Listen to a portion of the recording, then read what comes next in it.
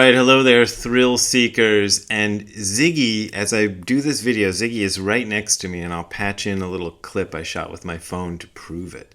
That's what I'm seeing right now. He got startled when I touched his butt because he was looking the other way. Who do you think is over here, Ziggy? Huh? Who do you think is over here? Wait, can we? I don't think I can get a shot of him. Maybe I can. There he is. There's Ziggy. Oh, he's leaving. Zig, why are you leaving? Oh. All right. Well, he didn't like being part of the video, I guess. All right, so that was this little snippet at the beginning of a song called God Part 3, and I'm going to do a whole video about that song, so I'm not going to tell you too much, except that is a song from the, I think it was, the final Dementia 13 album, Flat Earth Society. It was the last one that ever was released. We recorded another one after that, but it never got released, except it was briefly up on Spotify, but now that's not even on Spotify anymore. So that is, I'll talk about that song in another video. What I want to talk about in this video, oh God, it went upside down, is an Instagram post. Why is it backwards? Oh no, it's upside down. Okay, it's an Instagram post. I'll just put it on the screen so you can read it better than looking at my phone. But it's an Instagram post from what do they call it? What do they call the Instagram? An account, right? From an account called Daily Satori that I subscribe to. I don't know who makes Daily Satori, but sometimes they come up with nice quotes, so I subscribe to them. And this one is from someone I've never heard of, David Radin, or maybe Radin, R-A-D-I-N, and the book it's from is called Temporary Affair, Talks on Awakening and Zen. Never heard of the book, never heard of the person, but I like the quote, so I'm going to read it to you. So here goes. In order to cultivate inner spiritual strength, we need to recoup the power that we have granted to circumstances to determine our emotional state. Doesn't that make sense? Very simple. This is Zen stuff. If you want to have a pleasant inner state, you should cultivate a pleasant inner state. But if you spend all your time cultivating external accomplishments, you ignore what is going on inside and what this external life is doing to you. Meditation practice is not pleasant or easy at the beginning. People say you should meditate because you will find peace of mind. That is not what you find. The first thing you find when you take up meditation is that you are face to face with your own insanity. And I think there should be echoes there. Insanity. I don't know. Maybe I can figure out an effect to do that'll make that happen. But anyway, doesn't matter. So that's the quote. And it's a good quote, and it's kind of something I've been saying for years. And I don't know if I think it is sort of sinking in, but I don't know. It seems to be one of these things I ought to repeat over and over. Because people get into meditation practice because they're sold on it by people who are trying to sell you their practice and their little system or whatever. As they hype it up. It's going to give you peace of mind. It's going to give you equanimity, whatever the hell that is. It's going to give you what's it called? Mindfulness. All these other things that meditation practice is supposed to do. So people will learn a meditation practice like Zazen, or there's probably others out there where the same thing happens, and then they go and they do it, and they're not getting peace and equanimity or mindfulness or the bliss state that they've read about, or whatever the thing is they think they're going to get. The same thing that I thought I was going to get out of it. Pretty often they just give up. I mean, that seems to be the main reaction. People will work on a meditation practice for a week or two or a month, and then they don't get the peace of mind and equanimity or whatever, the bliss state, and they give up. I think we should be talking about meditation differently, and I've been trying for the last 20 odd years to do that, and not hyping up the benefits quite so much, which is not a good business strategy, and I think that's why people don't do it. But it's why I'm not more successful than I am. It's why I got this little YouTube channel instead of one of those giant YouTube channels that the other spiritual dudes have, because I tell it honestly. And the honest fact is you're not going to get all that equanimity and peace and everything.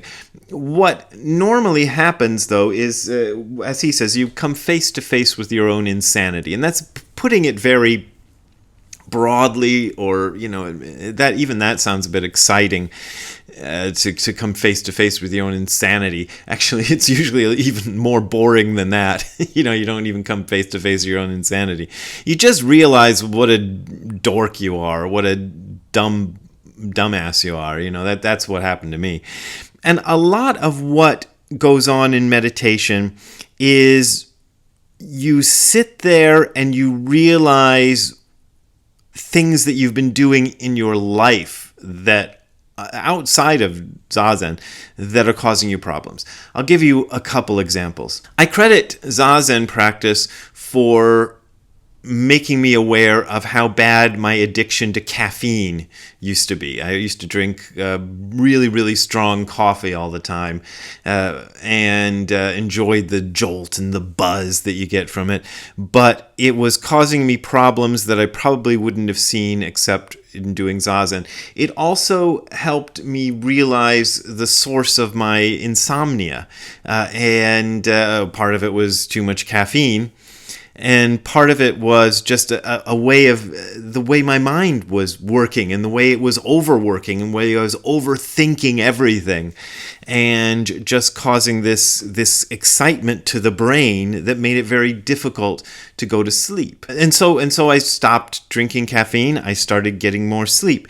It also made me aware of dietary things. When you're sitting Zazen, one of the things that I've been able to notice is what my stomach is doing, which is usually something you're ignoring.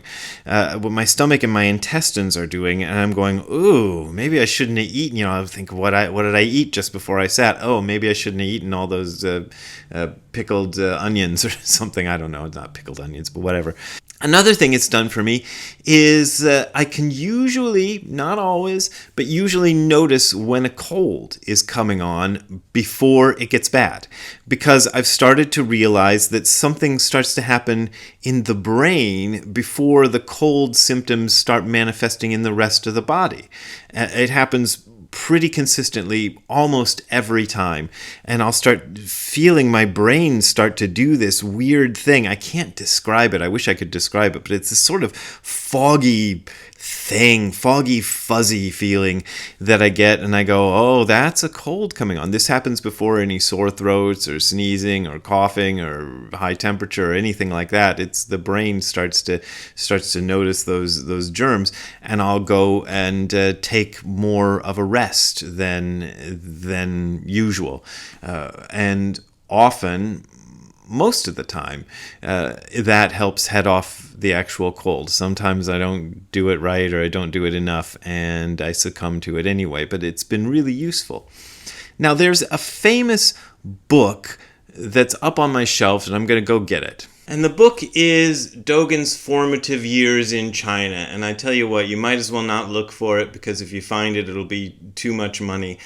But I have put it, it's like one of these small university press books that's very hard to come by anymore. I don't even know. It doesn't even say who the publisher is on here. That shows you how proud they were of their book. Anyway, this is a good book, though. And it contains Dogen's record of advice that he got from his teacher, Tendo Nyojo, aka Ju Qing. He's called Ju Qing in this book. The Chinese pronunciation of his name is given many different spellings in English.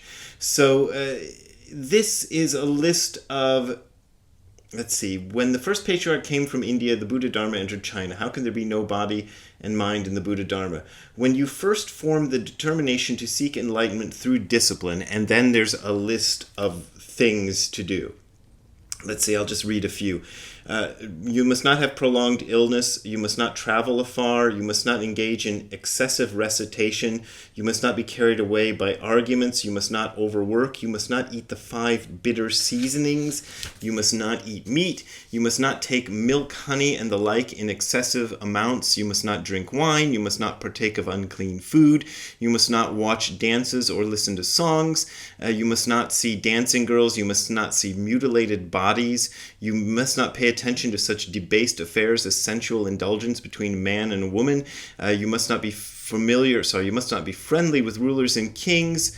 Don't go to the slaughterhouse. Don't eat mulberry fruit. Don't eat lychee nuts. Don't have too much sugar. Don't eat military food. Do not go to hear clamoring and deafening noise or see herds of pigs and sheep. And my favorite, do not view big fish. So, now, when you read a list like this, the sense I got, and probably the sense most of us get, is like, oh, stop telling us all the rules, Dad. Like this kind of idea that somebody is making all these rules to try to, I don't know, if you want to be a good person, don't do all these things, or this kind of stuff. I don't think that's where this list comes from. I think these are things that Tendo Nyojo understood for himself by doing Zazen.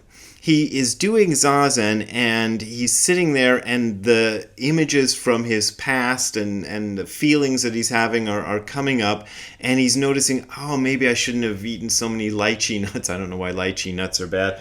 Maybe he's got indigestion and it's going, or mulberry fruit he says not to eat. And sugar is another one. Don't have too much sugar. That, I've felt that during Zazen. It's this little like rush of too much sugar running around in your body, sort of putting you on high alert or something. It gets you kind of off balance. So these are Tendo Nyojo's ideas about what you should do and what you shouldn't do, and some of them are obviously antiquated. I mean, nobody's going out to go look at herds of sheep these days, not usually. But maybe substitute that with watching too many, binge watching too much reality TV or something. You can kind of make the adjustment there. The point is that seeing these things I was doing in my ordinary life that were causing me trouble in Zazen made me realize, well, they're probably not just causing me trouble in Zazen, they're probably causing me trouble in a lot of other areas of life. They're just making me off balance. So noticing that during Zazen had me make adjustments in my normal life and do what needed to be done there. And so looks like he's about to get up on the couch, but then changed his mind. Okay, anyway, sorry, that's what's going on in my world. Often people will ask me the question, how do I take my practice off the cushion? How do I do my practice off the cushion? And I've heard that question so many times, but I never know quite what the person who's asking it means. So I usually have to kind of quiz the person and try to figure out what is actually meant by this question. I think some people want to have some kind of blissed out super experience all the time, and then they say, well, how do I take that's what they mean when they say take my meditation off the cushion.